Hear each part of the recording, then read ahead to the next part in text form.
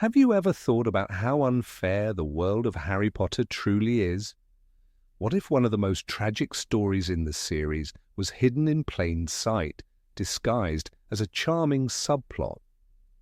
In today's video, you will find out why the history of house elves is the most brutal and unjust tale in the entire magical universe.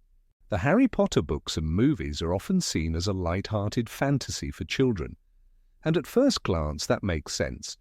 The early stories of the young wizard are filled with wonder, humor, and adventure. But beneath the spells and Quidditch matches, there's a darker reality, one filled with cruelty, oppression, and entire races doomed to suffering. One of the greatest injustices in the wizarding world is the fate of house elves. But these small, peculiar creatures, draped in little more than rags, exist only to serve. Their magic is strong, yet they are forbidden from wielding wands. They live to obey, their lives dedicated to wizards who rarely show them kindness. Most fans remember Dobby, the brave and loyal elf who sacrificed himself to save Harry Potter. But his story is an exception. Most house elves live in silent servitude, bound by ancient magical contracts, never daring to dream of freedom. Where did they come from? Why are they trapped in this miserable existence? Clues scattered throughout the book suggest a tragic past. Centuries ago, something catastrophic happened to their people, something that left them desperate and vulnerable. In their time of need, wizards offered them refuge. But that kindness came with a cost. The elves, in gratitude, swore eternal servitude. What began as an act of loyalty turned into generations of enslavement. Over time, wizards grew comfortable with this power. They took the elves' magic for granted, stripping them of their rights and independence. Even worse, the elves themselves came to accept their fate. They saw freedom not as a gift but as a punishment. A disgraced elf, one cast out by their master, felt only shame. That's the most horrifying part of their story. What could be worse than a race so deeply brainwashed that they love their own chains? Even Hogwarts, supposedly a beacon of justice, played a role in this oppression. The house elves who worked there were granted more freedom than their counterparts in noble wizarding families, but they were still forced to labor endlessly, hidden in the shadows of the castle. Yet no one seemed to care. Even kind-hearted wizards like Hagrid never questioned it. Only one person did, Hermione Granger. She was outraged when she saw a house elf, Winky, publicly humiliated by her master, Barty Crouch Sr. That moment changed everything for Hermione. She founded SPEW, an organization to fight for elf rights, and even convinced Harry and Ron to join. But no one took her seriously. Not even the elves themselves wanted to be freed. Some, however, played significant roles in the story, though they are often overlooked. Kreacher, the bitter and broken servant of the Black family, was used by Voldemort in one of his most sinister schemes. Remember the cursed locket hidden in the cave? Voldemort forced Kreacher to drink the poison guarding it. Later, the elf returned with his master, Regulus Black, who stole the locket and replaced it with a fake. That one act of defiance cost Regulus his life, but Kreacher never forgot. Then there's Winky, an elf who never made it into the films but played a heartbreaking role in the books. She was fiercely loyal to the Crouch family, tasked with guarding Barty Crouch Jr., a convicted Death Eater. When he escaped, Winky was cast out in disgrace. She was devastated. To her, freedom was the worst punishment imaginable. She fell into despair, drowning her sorrows in butterbeer, unable to find purpose without a master to serve. House elves were kind, hard-working, and incredibly powerful. Yet their destiny was shaped by wizards who saw them as nothing more than tools. Even in a world where magic could make anything possible, no one ever truly fought for their freedom.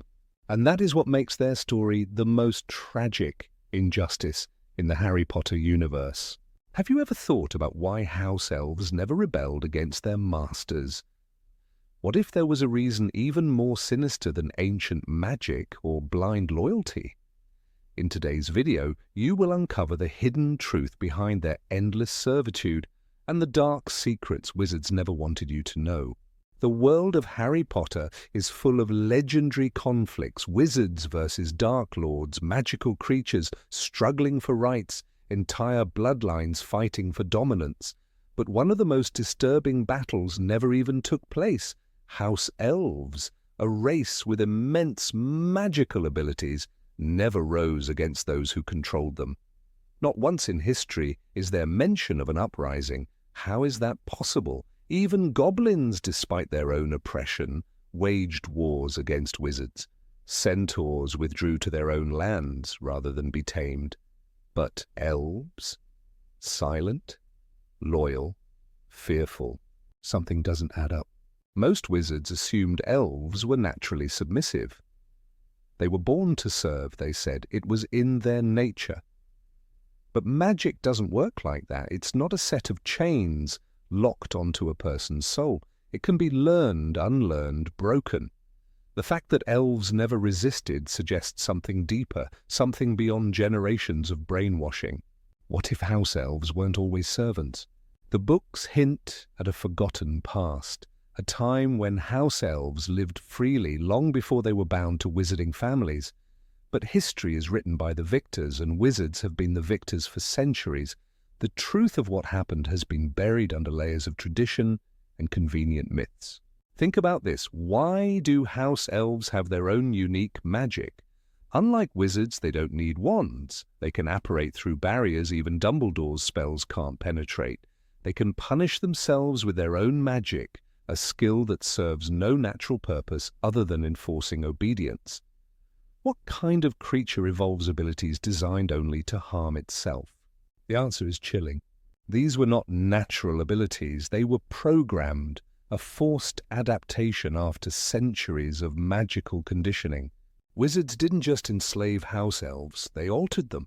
It makes sense when you consider how dependent the wizarding world became on elf labor. These creatures cook, clean, and manage entire households. They can control magical objects, navigate enchanted spaces, and even disobey the laws of wizard kind without facing consequences. If house elves ever turned against their masters, they could easily overthrow them. Wizards knew that, so they took precautions. There is no written record of a spell that forces obedience onto an entire species, but what if it exists? What if the first wizards to befriend house elves created an enchantment so powerful it reshaped their very nature? A spell passed down through generations, hidden in the blood of every elf, binding them in ways they could never break. It would explain everything. The elves' fear of freedom, their desperation to serve, their ability to punish themselves. Even Dobby, one of the strongest-willed elves, could barely handle the idea of disobeying the Malfoys. Every act of rebellion physically hurt him. That wasn't just psychological conditioning, that was magic at work. If true, this would be one of the darkest crimes ever committed in wizarding history, a complete erasure of an entire civilization's free will. But there's more. Even within their chains, some elves still manage to fight back in their own way. Kreacher, despite years of abuse, played a role in Voldemort's downfall. He may have started as a bitter, resentful servant, but when Harry treated him with respect, something changed. He chose to fight. He chose to resist, in the only way he could. Dobby was another exception. His love for Harry gave him the strength to break free. But at what cost? His rebellion led directly to his death. It was as if the world itself wouldn't allow a free elf to exist. Winky, on the other hand, showed what happened when an elf couldn't break free. She lost everything when her master abandoned her. Freedom crushed her. She drowned in grief, unable to find purpose. What if that wasn't just emotional devastation? What if the ancient enchantment that bound her race made her physically incapable of living without orders? If so, the spell was even crueler than we thought. Imagine spending your entire life believing that servitude is the only thing that makes you worthy.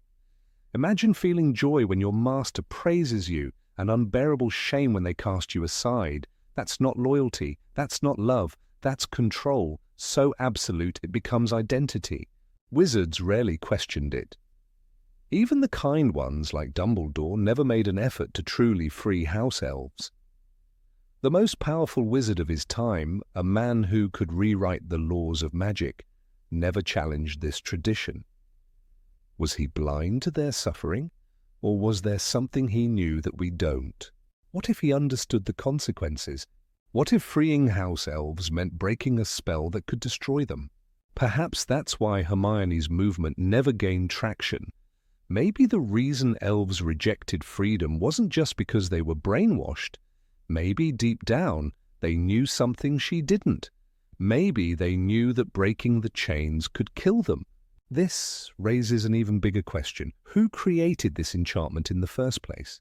No wizarding family took credit for enslaving elves. The tradition of house elves seemed to predate even the oldest noble bloodlines. That suggests the magic binding them wasn't the work of a single wizard, but something far older. A collective effort, a pact made long ago, lost to time. If that's true, then there is no single curse to break, no magic words to set them free. The spell is woven into their very being, and that means house elves may never escape their fate. Unless something changes. Dobby proved that an elf could break free with enough willpower. Creature proved that kindness could shift an elf's loyalty. But those were individuals. Outliers. What about the rest? What if there was a way to rewrite the enchantment? Not just to free one elf, but all of them. If wizards could bind an entire race to servitude, they could undo it. It would take magic stronger than anything seen before, but it's possible. The real question is, who would dare to try? The history of house elves is more than a story of oppression. It's a story of forgotten power.